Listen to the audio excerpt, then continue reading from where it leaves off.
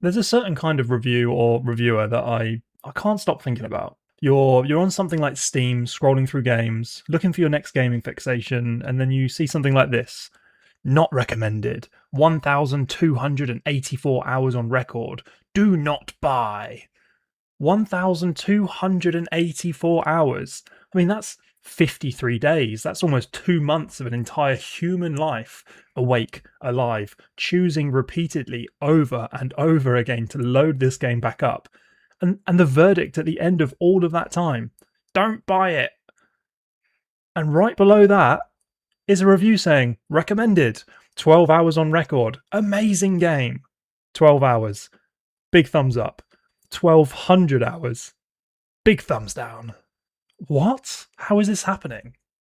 Now, you would assume that the obvious explanation is that these people are just crazy. You would assume that something has gone deeply wrong inside of them. But here's the thing. There are thousands and thousands of these reviews across every game, across every genre, across every platform. This is not just a few nut jobs out there. This is a pattern. It's a clear pattern.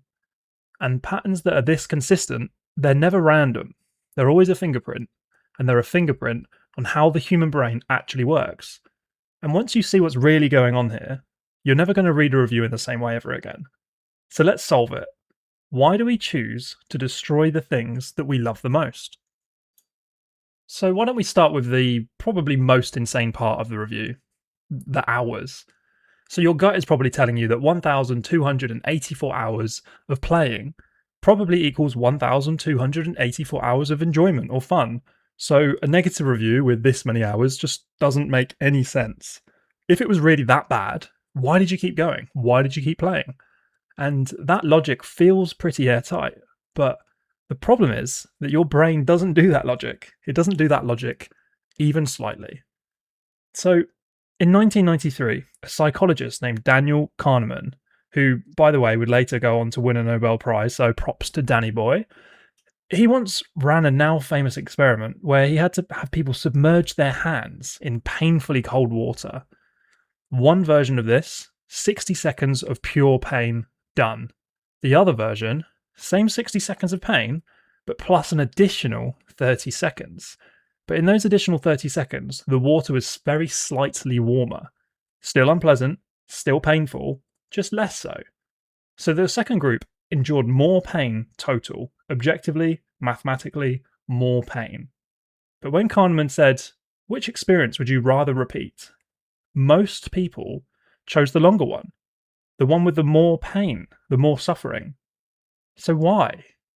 Well, because humans think in a way where we don't really remember experiences as a sum. We remember them as a highlight reel.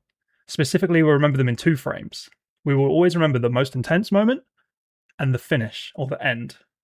Psychologists call this the peak and end rule. So it's the peak and end. And it comes with a really brutal little sidekick called duration neglect, which is just a really fancy way of saying your brain doesn't really care how long something lasted. So I'm going to say that part again because that is the whole point of this video. Your brain does not care how long something lasted. So those 1,284 hours, to the part of you writing that review, essentially, they don't exist. They don't count. The only thing that counts are the most intense moment and how it ended. And as we're about to see, for a lot of games, it doesn't end very pretty. So this is where it's going to get a little bit spooky.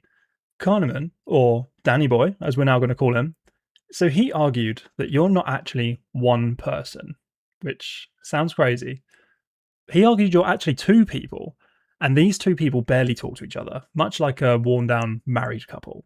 You've got two versions of yourself. There's the experiencing self, that's you in it, that's you mid-match, heart-pounding, pulling off a play so clean that you stand up out of your chair and pray to your screen that your recording software is on because that clip might just make you famous. That self is having an incredible time. And then there's the remembering self.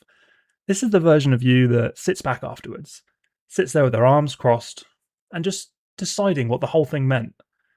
And the cruel twist with this is that the remembering self is the only one who gets to write this review. The experiencing self they're the ones that had the blast for 1,284 hours. They don't even get a vote. It's like having the best 2-month holiday. The hotel, the attractions, the activities, everything exceeding expectations for the entire trip. And then just letting the tired and grumpy version of you stuck in the airport security line at 4 a.m. write the entire TripAdvisor entry. So when you picture a competitive game for hundreds of hours, your experiencing self is thriving with close games, with big wins, clutches, and that perfect shot that you'll always remember. But remember, the peak doesn't necessarily mean good.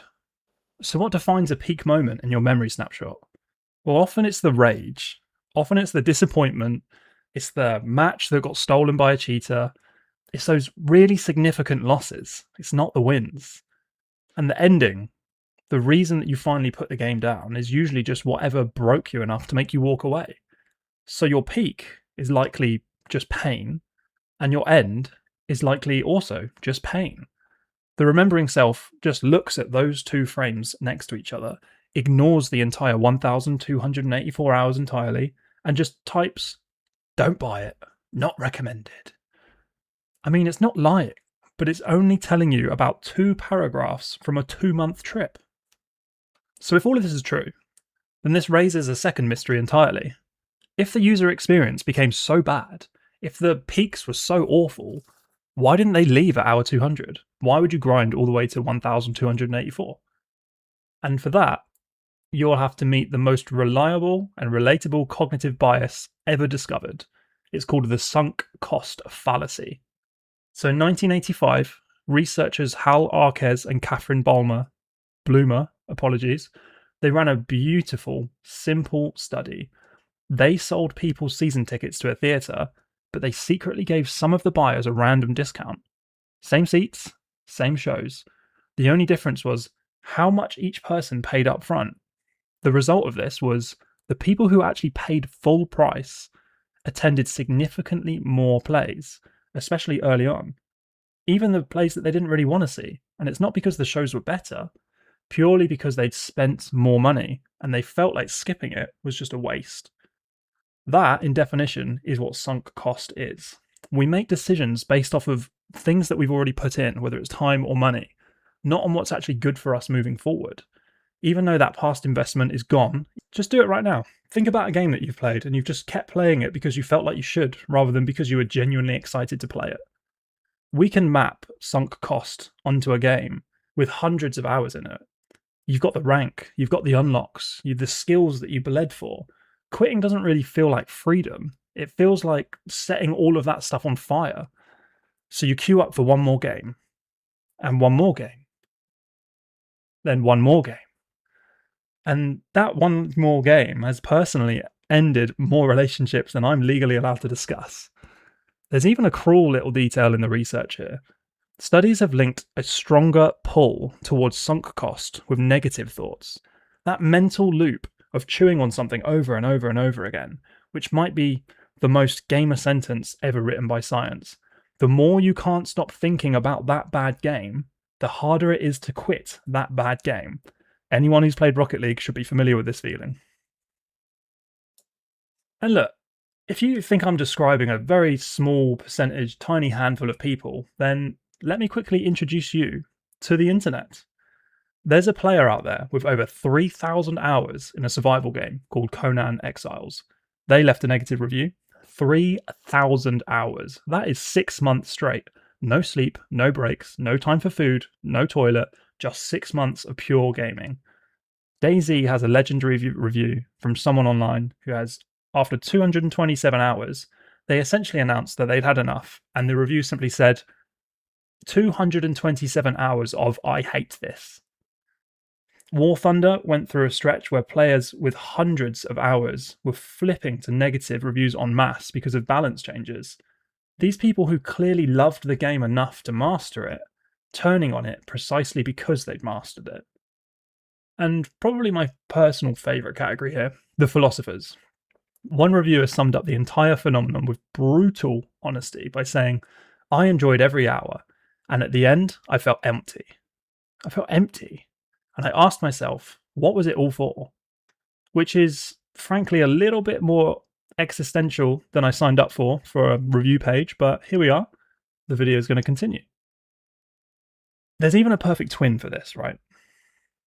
Does anyone remember when a beloved TV show ruined the ending so badly that millions of fans retroactively decided the entire series was bad? 8 seasons, everyone adored it, one ending, new verdict, waste of time. Do not waste your time on this crap. We all know what that crap was, and if you don't know what I'm referring to, then count yourself lucky. That is the peakendrule and the remembering self working in perfect, devastating harmony on people just watching TV who have never touched a controller. So at this point, maybe you're picturing these people as strange, maybe you're picturing them as a distant tribe.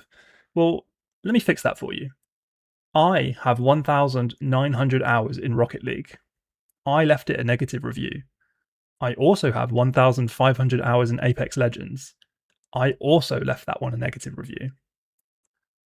This whole time, the strange person that I've been describing is me. I'm the 1,284 hour thumbs down. I'm the fingerprint. And here's the part that proves every single thing that we just covered. Rocket League might be one of the best games I have ever played in my life, and I mean that. The journey was genuinely incredible, but I cannot recommend it because I know what it takes from you. The grind is real, and a community that can start really fun can slowly just start to feel like a job, and you're just not getting paid for it. The peak of the game was the toxicity, and the end of the game was the day it stopped being fun. The remembering self remembered the peak, it remembered the end, and it made its call. Apex is probably the best battle royale out there, full stop. I don't think there's any exceptions to that. But loading into a match after match, knowing that that lobby is stacked against you, it wears a person down. The peak and end did their thing again. So if you notice what I'm not saying these games are bad. I'm saying I love them so much. I gave them enough hours for their flaws to be fully revealed to me, and that the depth of that love is why the review turned negative. You don't get a 1,284 hour heartbreak from a game that you were just lukewarm about. So here's the reframe that genuinely changed how I think about it. A negative review with thousands of hours on it is probably one of the most misread signals on the internet. Your gut sees 1,284 hours, don't buy it. But translated out of brain speak, it actually very often means this game was so good I couldn't put it down for 2 months and it still hurts enough at the end that I have to warn you. That's not a review of a bad game. That's a review of a game that mattered. The thumbs down isn't hate, it's a scar, and you only get scars from things that you're close to. So the next time you're on that store page and you see a furious review with an absurd hour count attached to it, don't dismiss it. Read it as what it is. It's a love letter, and it's been written by someone who was hurt so bad. A love letter that happens to end with, do not buy. We don't ruin the things that we love because we're broken. We do it because we show up. We show up for hundreds of hours, and we show up with our whole heart. And a brain that only kept 2 photographs to remember it by, the peak and the end. So why don't you tell me down in the comments, what is your highest hour thumbs down? What is the game that you loved so much that you just couldn't recommend it? I already know some of you are at 4 digits, so don't be shy. We are all the fingerprint. And if this one did resonate with you, this is exactly the kind of video I'm making, so stick around. Unlike a 1,284 hour grind, subscribing to me is completely free. And I promise the endings of my videos will be good.